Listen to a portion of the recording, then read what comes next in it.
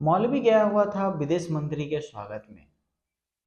उसकी पत्नी जो है मस्जिद में सो रही थी। मस्जिद का ही एक रूम पड़ता है, उसी रूम में सो रही थी। उसके दोनों बच्चे भी उसी रूम में सो रहा था।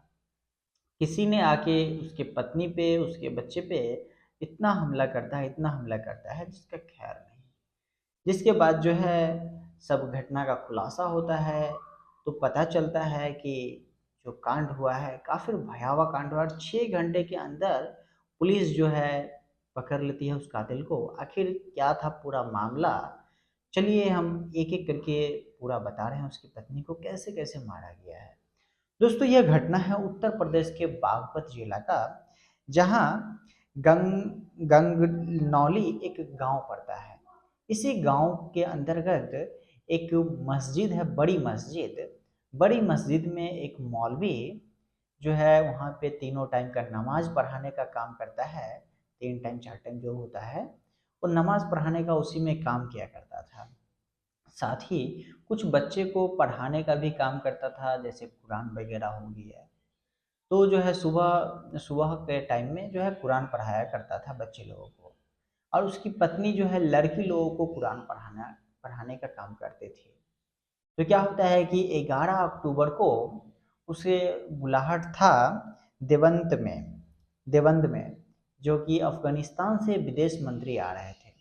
तो वहीं कार्यक्रम में इसे भी, इस मौलवी को बुलाहट था। ये सुबह सुबह ही निकल जाता है सभी बच्चे को छोड़ के। उस दिन को जो है पढ़ाई जो था, कोचिंग उसका बंद था, ट्यूशन। तो जो है सुबह सुबह निकल जाता है अपने बच्चे को छोड़ के, अपनी बीवी को छोड़ के। मस्जिद में ही उसकी बीवी और बच्चे रहते हैं, वो भी रहता है। तो जो है निकल गया। उसके बाद जो है ये दोपहर के टाइम में 6 बच्ची को जो है उसकी पत्नी कोचिंग पढ़ाती थी कुरान। तो 6 बच्ची जो है दोपहर के से करीबन 12:30 बजे जाता है कुरान पढ़ने के लिए। तो उस टाइम जो है ये 6 बच्ची गेट ढकढकाती है, लेकिन अंदर से कोई रिप्लाई नहीं आता है मेन गेट से। जिसके बाद जो है वो 6 का 6 बच्ची जो मस्जिद है, मस्जिद के पीछे की रास्ता से दीवार कूद के जाता है रूम की तरफ। जब रूम की तरफ जाता है तो गेट खुला हुआ था, और जो भी मंजर देखा, वहीं पे 6 का 6 बच्ची चीखने चिल्लाने लगा इतना जोर से कि आज तक इतना जोर से कभी चीखा नहीं था। जिसके बाद जो है सभी लोग वहाँ पे पहुँच जाते हैं। पहुँचने के बाद जो है पूछता है क्या हुआ क्या हुआ। जब सभी का नज़र पड़ा उस तरफ, कमरे की तरफ, तो सभी के पैरों तले से ज़मीन खिसक गई। जिसके बाद जो है पुलिस को बुलाया गया। पुलिस को बुलाया गया तो फिर मौलवी को भी खबर दिया गया कि आपके बीवी और बच्चे के साथ जो इस तरीके का घटना हो गया है। जब खबर मिली तो मौलवी आता है दौड़े दौड़े, तो उसका जो है जैसे कि पूरा दुनिया ही अंधेरा हो गया हो, उस तरीका से हो जाता है। हालांकि उसका पूरा दुनिया ही अंधेरा हो जाता है। तो जो बॉडी था उस बॉडी पे इस तरीका से मारा हुआ था कि हथौड़ा से लग रहा है पूरा मगज पे मारा गया है तीनों के तीनों को। साथ ही चाकू से जो है जहाँ तहाँ उस पूरे बॉडी में गोद दिया गया है। इस तरीके का जो है पूरा मंजर था।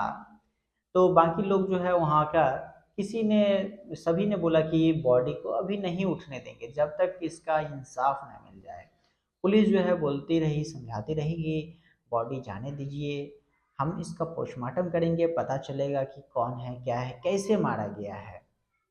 तब काफ़ी समझाने बुझाने के बाद जो है फिर बॉडी को जाने देता है, उठने देता है पोस्टमार्टम के लिए। जब पोस्टमार्टम होके आता है तो पता चलता है कि जो मारा गया है वो हथौड़े का निशान है। हथौड़े से उसके सर पे मारा गया है, चाकू से गला घोट काटा गया है, और जहाँ तहाँ चाकू से गोदा गया है। जिसके बाद जो है पुलिस इस घटना को जांच पड़ताल करती है। जब जांच पड़ताल करती है तो पुलिस का नज़र जाता है सीसीटीवी कैमरा पे। जब सीसीटीवी कैमरा जाती है पुलिस चेक करने के लिए, तो कैमरा जो है बंद होता है। लेकिन बंद होने से पहले जो है कैमरे में एक बच्चा जो है इस तरीका से हरकत कर रहा है कि वो कैमरा बंद करना चाह रहा है। तो पुलिस को थोड़ा सा अटपटा सा लगा, तो उस बच्चे को पुलिस बुलाती है, और बुलाने के बाद थोड़ा सख्ती से अपने लिहाजे में पूछताछ करती है। जब पूछताछ करती है तो पुलिस के सामने जो बच्चा है अपना गुनाह को कबूल कर लेता है। पुलिस पूछती है कि भाई क्यों मारा तूने इसको? तब जाके जो है बच्चा बताता है कि मैं आया करता था यहाँ पे कुरान पढ़ने के लिए। जब कुरान पढ़ने के लिए आते थे तो मौलवी साहब जो है हमें मारता था, डांटता था, फटकारता था बहुत ज़्यादा ही। लेकिन मौलवी जो है क्यों मारता था, डांटता था, फटकारता था? क्योंकि हमें पढ़ने में मन नहीं लग रहा था, जिसके बाद जो है हम पढ़ाई से दूर भाग रहे थे और मौलवी मेरे पीछे पीछे पड़ा हुआ था कि हमें सुधार, जिसकी वजह से जो है हमें पढ़ाई में मन नहीं लगा।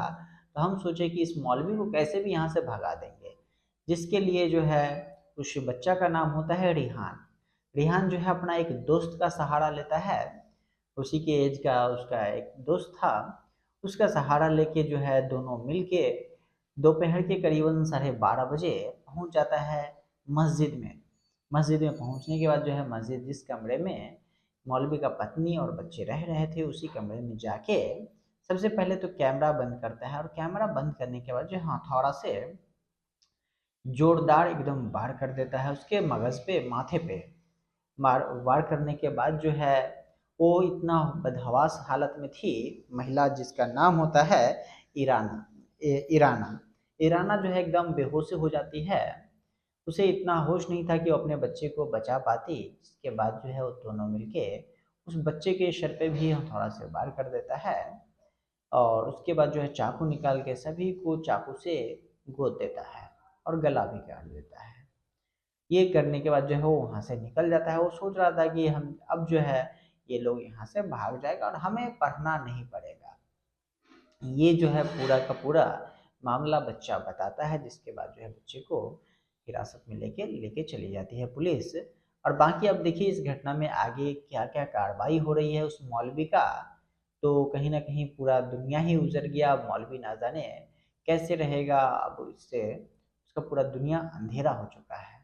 बाकी आप लोग क्या कहना चाह रहे हैं इस घटना को लेकर? अपना राय जरूर कमेंट बॉक्स में दीजिएगा कि इस तरीका का भी दिन आ गया है, या अगर टीचर कोई पढ़ाना चाह रहा है, बच्चे को समझाना चाह रहा है, सिखाना चाह रहा है, आगे बढ़ाना चाह रहा है, तो उसका नतीजा कुछ इस तरीका से मिल सकता है। सोचने वाली बात है दोस्तों। आखिर आप लोग क्या कहना चाह रहे हैं? अपना राय जरूर कमेंट बॉक्स में दीजिए।